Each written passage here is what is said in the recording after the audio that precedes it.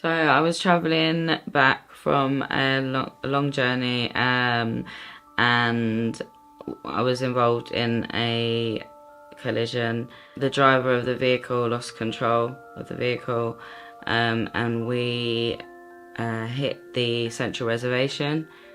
It happened really quickly.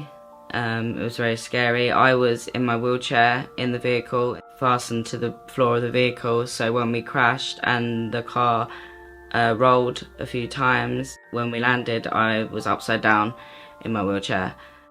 I just remember worrying about where my son was, if he was okay, because he was in the vehicle with me, next to me, and I was left the longest in the vehicle after the accident. When the emergency services came, they had to cut the roof off the vehicle, so that took a really long time and it was really extremely painful.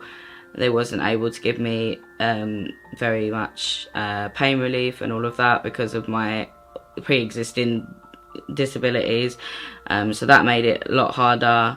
Yeah, it was really scary. When I was taken to the hospital, I was taken into the emergency section of the hospital. Lots of doctors were trying to work on me all at the same time. It was awful, to be honest, one of the worst pains I've ever felt. I didn't know where my son was either in the hospital.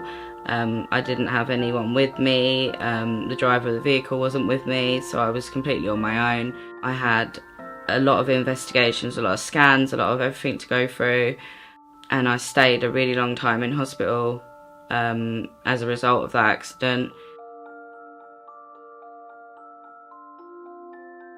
I had some really serious injuries from that accident, and they did change my life completely. I was already disabled before I had the accident, but the little independence that I did have was taken away by the accident, and I ended up needing 24-hour care in my life, whereas before I was partially independent.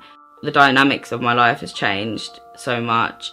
To go from living the way I was to now having to rely on somebody else for everything was a lot to deal with, and it's been psychologically quite difficult to get used to that. Obviously I had a long period of time where I was in rehab and recovering from the injuries, and I didn't think that I would paint again, to be honest, because with mental health and everything like that, I just couldn't get the motivation for it. I was in very low mood, and also physically, due to the injuries that I was recovering from, just sitting in my wheelchair wasn't possible. So it did take an impact on my painting, but I'd always hoped to get back to it because I'm very passionate about it. So a long time waiting, but we're back at it, and I'm able to paint again.